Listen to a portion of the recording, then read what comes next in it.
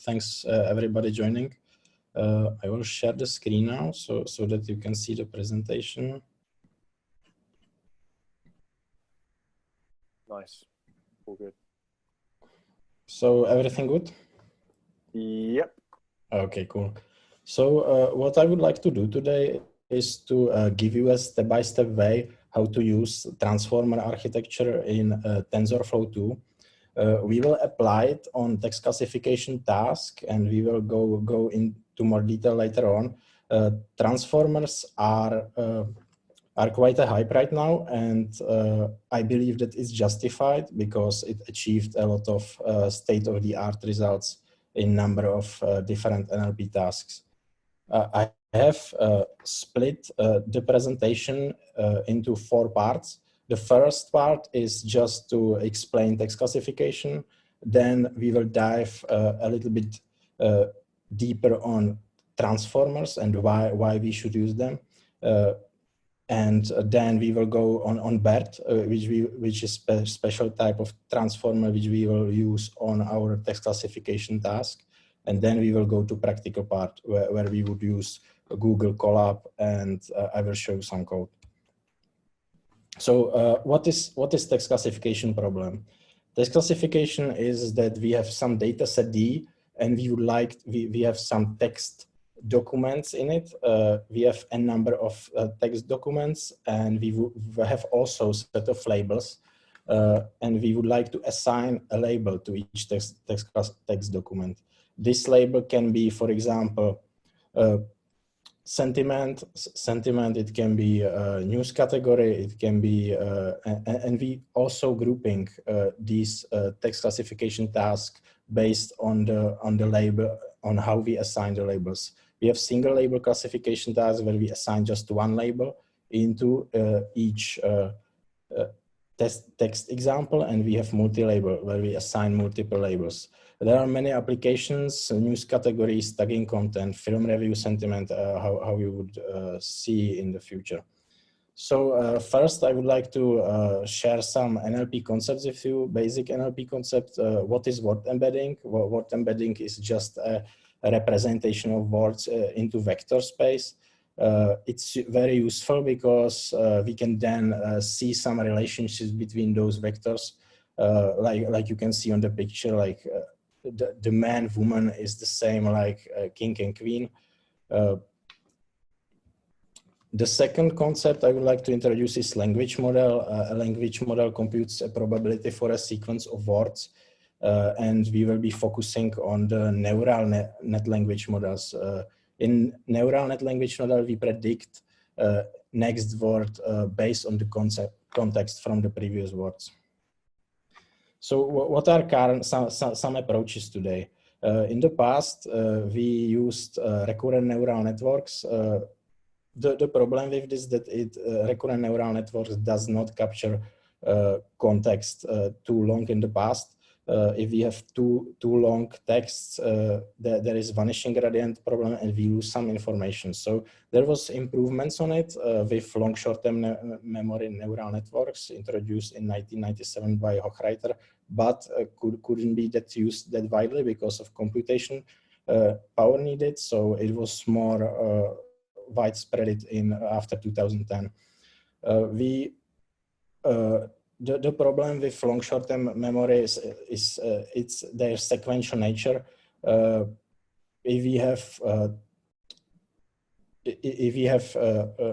need to capture the context from both directions, not just to left to right or right to left. We can improve that with bidirectional LSTMs. And why we needed transformers?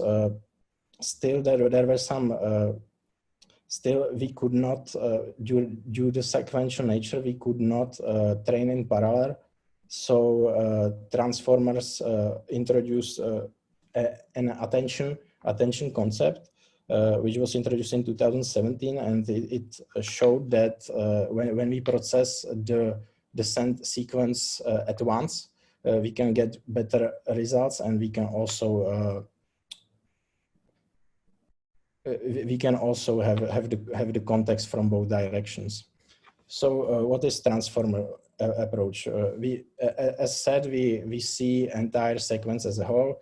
We have much easier to train in parallel, and we can also use unsupervised pre-training on huge data sets, and then we can apply transfer learning on our specific task. Some of the text some of the applications are text classification, question answering, machine translation, but though there are a lot of such applications, and it can be widely used. Some of the specific architectures of transformer is GPT BERT, which we will use, GPT-2 from OpenAI, XLNet from Google, Megatron from NVIDIA, or Turing-NLG from Microsoft. So now, what is BERT? And so BERT is a transformer-based language model. It stands for bidirectional encoder representation from transformers. It's a method of pre-training language representations, and as said, it's transformer-based architecture. We use word piece embeddings for BERT embeddings, and as said, we can fine-tune such model on a specific task. We can use it for classifications, name entity recognition, question answering, and so on. It's not that it can be used for natural language generation. For that is, for example, GPT-2 better, but it achieves state-of-the-art results on a number of NLP tasks. So let's do the first step. What is BERT Tokenizer? So in order to put the text into BERT, we need to tokenize it into BERT embeddings. So we can apply word piece embeddings, which is a subword tokenization. BERT, it's important to say that BERT is constrained only to 512 tokens as an input, but we need to use special tokens like CLS, SEP, and PAT tokens. If we have text string which is shorter than 512 tokens or the max length that we choose, we need to append PAT tokens so that we have the same input. BERT uses positional embeddings, segment embeddings, and token embeddings. Token embeddings are just a map to word piece embeddings from the tokens that we have in the sentence, and segment embeddings mark what if we have, for example, two pair sequences, we can mark which is the first one and second. And positional embeddings, because of attention mechanism is not positional aware, we can add positional embeddings so that we do not, so that the permutations are not equal, and we can start to be positional aware. So how the BERT is pre-trained? BERT is pre-trained on books corpus and English Wikipedia. When pre-training, it's used with two tasks. First is mask language modeling, where we have sequence of words, and we just randomly take and replace some of them with the mask token, and then trying to predict the missing token. And then we have next sentence prediction, where we have sentence pairs, and 50% time we will put a correct sentence sequence, and the 50% time we will put some other sequence from the corpus. The problem is the pre-training is very expensive. For example, for Google, from the original article, it took 4 days for BERT base model, which is 110 million parameters on 16 TPUs. And for BERT large, it took 4 days with 64 TPUs. So we do not want to do that too often. And by having pre-trained language model, we can then apply transfer learning and pre-train just one and fine-tune on our specific tasks. So on the picture below, you can see different pre-training, how the pre-training works, and then how we can fine-tune on our tasks. Those tasks that we can fine-tune, we can, for example, have single sentence classification task that we will be using that today, but we can also fine-tune with other on other tasks like question answering, but we need to always like add a task specific layer on top of pre-trained model. So we will use IMDB examples, IMDB dataset benchmark. It's a well-known dataset with movie reviews. We will have 25,000 for train examples and 25,000 for testing. For each example, we have some label assigned. In this, we have positive label assigned to one example and negative to some others. But what are current state of the results on IMDB dataset? So the very good site for this in order to track what can be achieved is nlpprogress.com. There are multiple NLP tasks so that you can each time you solve it, you can take a look on the best models. If you look, the XLNet, BERT large, and BERT base are on top 3 positions. Those are transformer based. So we are really doing state-of-the-art results. ULM-fit and block sparse LSTM are based on LSTMs. So now let's move to the practical part. We will have multiple steps in practical part. We will use Google Colab. We will install our libraries. Then we will load IMDB using TensorFlow datasets. Then apply BERT Tokenizer. Load pre-trained BERT model. We will use transformers library, and then we will compile model, choosing clause optimizer, etc., and then fine-tune model. As you can see on the picture below, there is different ways how we can fine-tune. We will use just the first way with single task fine-tuning. For example, the results in previous were with further pre-training, so that we have some based language model from Google, and then we further pre-train in unsupervised way on our specific tasks. That yields better results, but for the simplicity, we will just use the single task fine-tuning. Okay, so now let's move to the Google Colab. Okay, so here we are.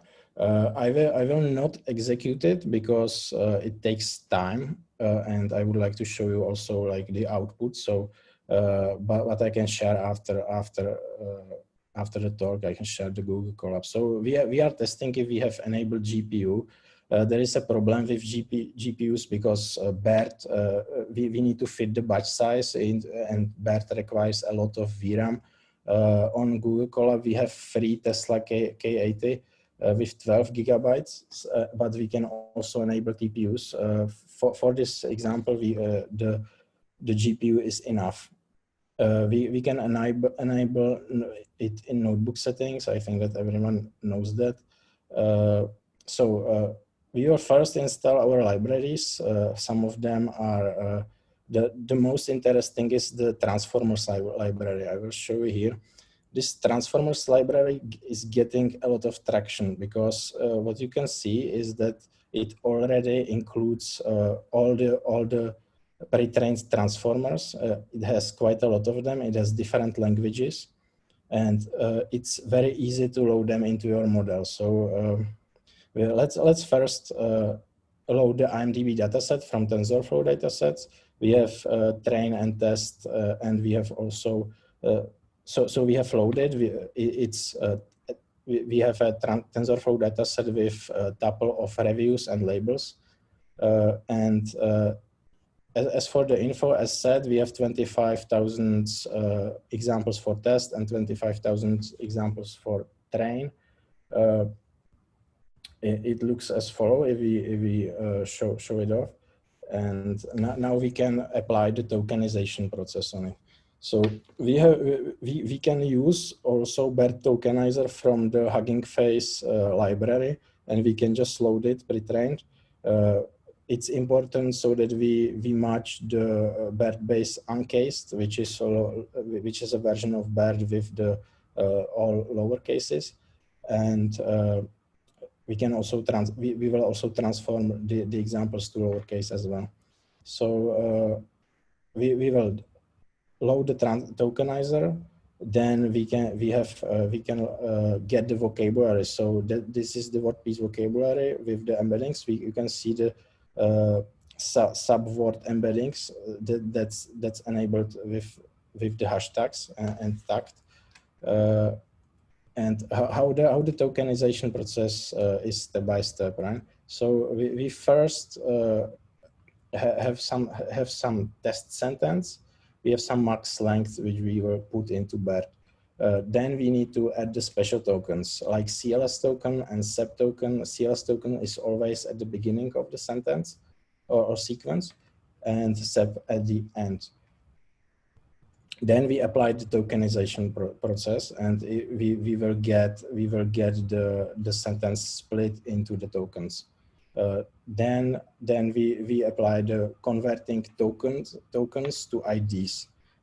We will get some ID of each embedding from the vocabulary. So and the two additional stuff that we need to get handled is attention mask and input token type IDs. For attention mask, we need to have we need to make sure that only tokens that are sentence itself is getting attention. We can't do attention on path tokens, or we can, but it's not good practice, and we will not get good results. And token type IDs just mark the sentence, first and second sentence, but we have today we have just one, the first sentence. So yeah, we will have all zeros. All of this can be done in just one function, encode plus, but it's good to know what is going under the hood. So what we will do, we will set the max length to 512, and we will also do a relatively small batch size because otherwise it's on this data set it's quite overfit. So yeah, we will apply the encode plus function on each example in the data set.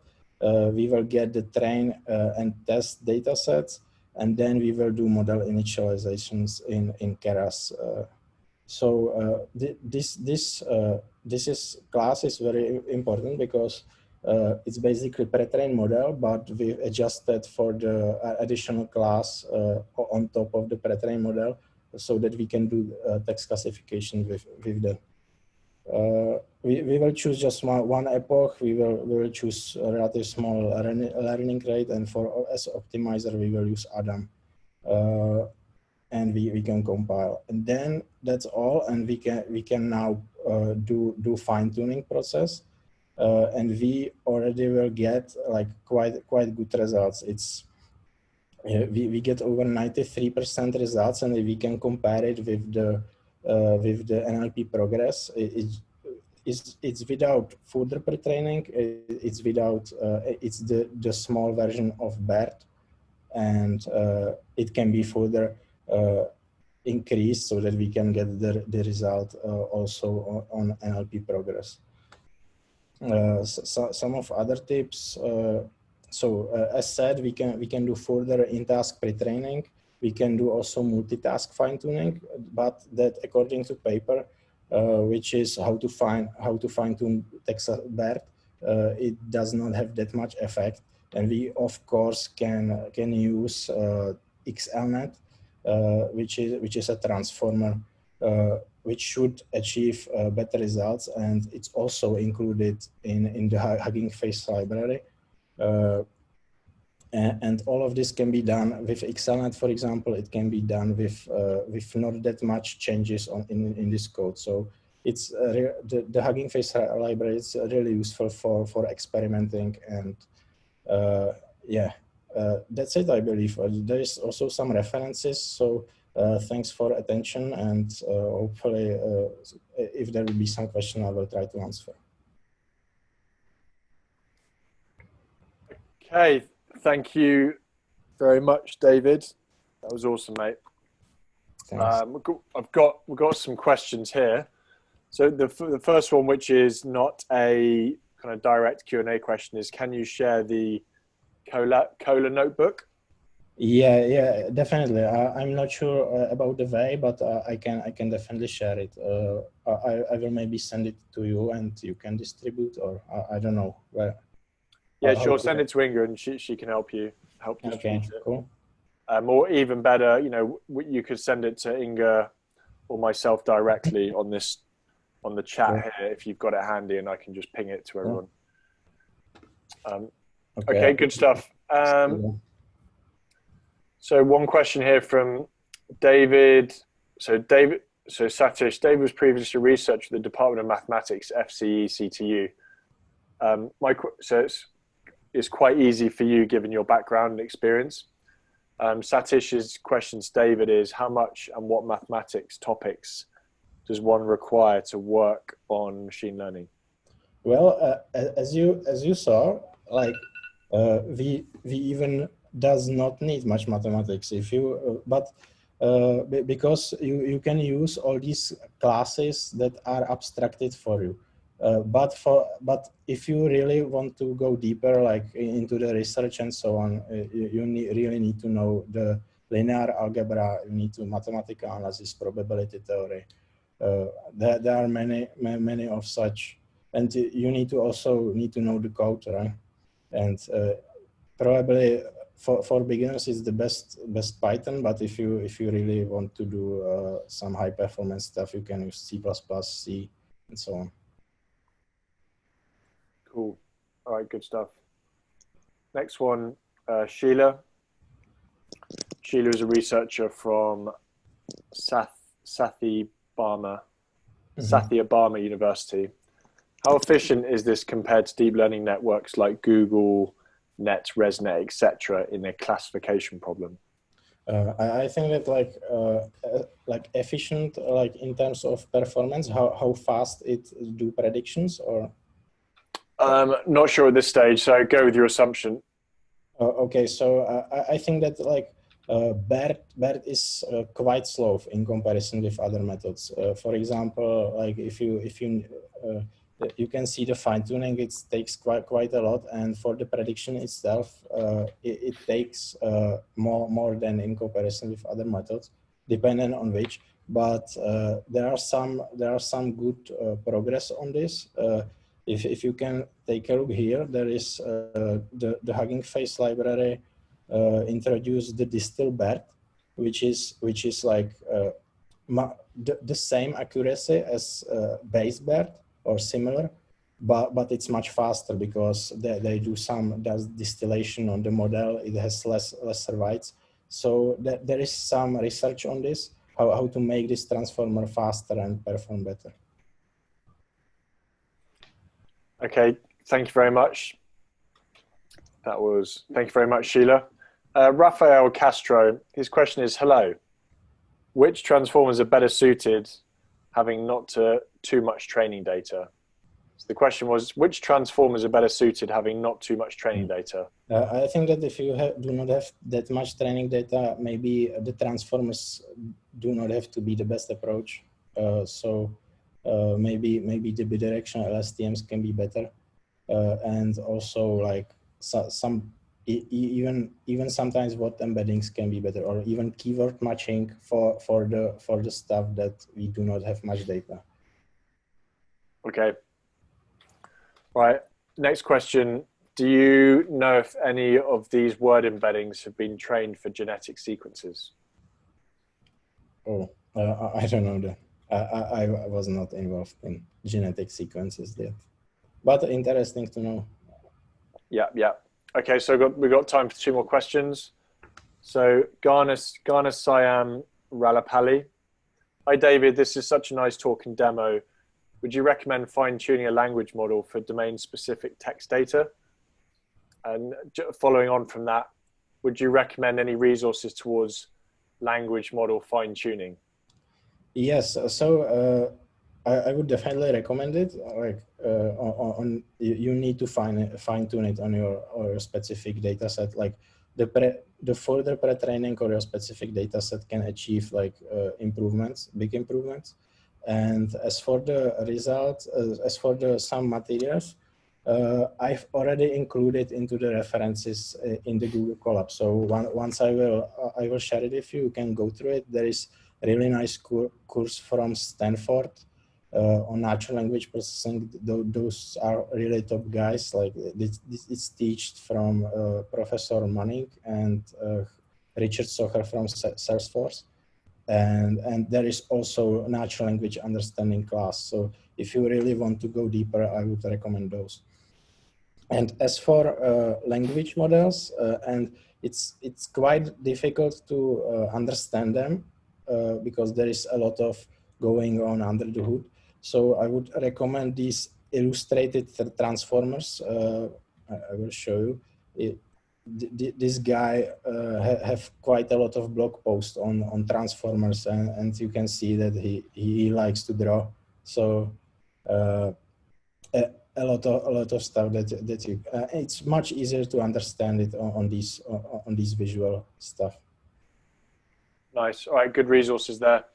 Okay, so last question. This is from Banu Prakash Kola. What are the up and coming challenges in deep learning using TensorFlow 2? Any research carried out for COVID-19?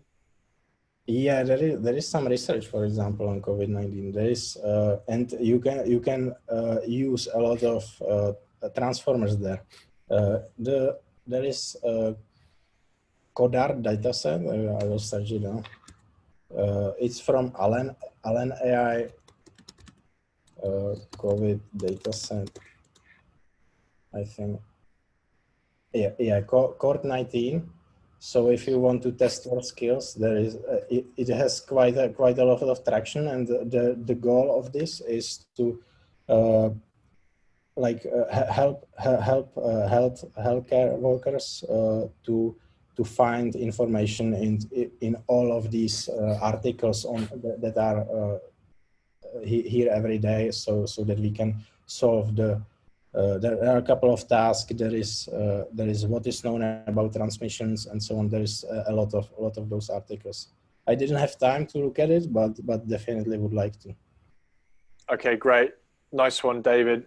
Okay, so there's you're very popular. It's a very popular talk. There's other questions. So okay. If I could ask the other guys who have posted questions, Puria. We've got. Okay, so. Manish and Philippe, if you guys could actually message David directly, I believe you're able to do that. Send him a direct chat and he can reply to your questions. Or at the email. You can also add the email, so that how you guys want. Yeah. Okay. And have you posted your email? It's David@Atheros.ai.